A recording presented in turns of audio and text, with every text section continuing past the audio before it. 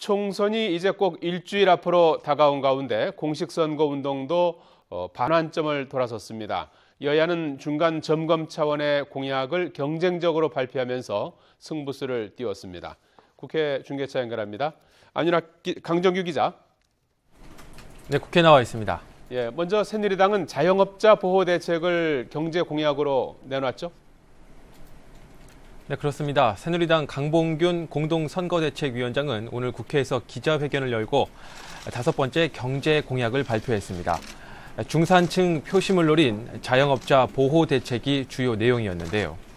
강 위원장은 대출 영업 관련 규제를 대폭 완화해 영세 자영업자에 대한 중간금리 대출 확대를 유도하겠다고 밝혔습니다. 또 숙련 소상공인의 해외 진출을 지원하고 업종 전환과 재창업 지원도 확대하기로 했습니다. 당선권 비례대표 후보들이 주축을 이룬 공약 실천단도 지원 사격에 나섰습니다. 오늘 미래로 과학팀을 시작으로 8개 팀이 선거 전까지 매일 공약을 발표해 정책으로 승부하겠다는 전략입니다. 한편 김무성 대표는 충남의 아산과 당진, 천안 등 7개 지역의 유세 지원을 돌며 중원 표심을 공략하고 있습니다. 이에 앞서 전북 전주 유세에서는 만국병 1호인 지역 감정이 계속되는 한 우리 정치와 나라 발전에 미래가 없다며 야당의 책임을 돌리기도 했는데요. 김 대표의 말 직접 들어보겠습니다. 지난 16년간 전라북도를 석권한 야당, 전라북도 발전에 대해서 과연 여러분 무엇을 했습니까? 지역 발전은 내팽개쳐주고 중앙정치에 골명하면서 권력 싸움만 해왔지 않습니까, 여러분? 대구에서는 최경환 대구 경북권 선거대책위원장을 비롯한 대구 후보 11명이 총집결해 대구 시민들 앞에서 무릎을 꿇고 다시 한번 지지를 호소했습니다. 이에 맞서 동구 의뢰 유승민 후보를 비롯한 대구 지역 무소속 후보들은 지역 상가를 돌며 합동 유세를 벌이고 있습니다.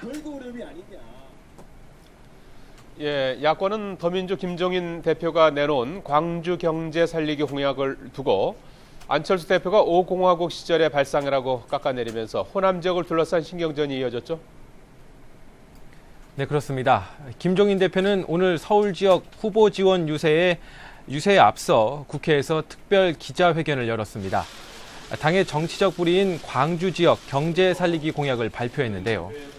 삼성의 미래차 산업을 광주에 유치해 5년 동안 2만 개의 일자리를 창출하겠다는 것이 주요 내용입니다.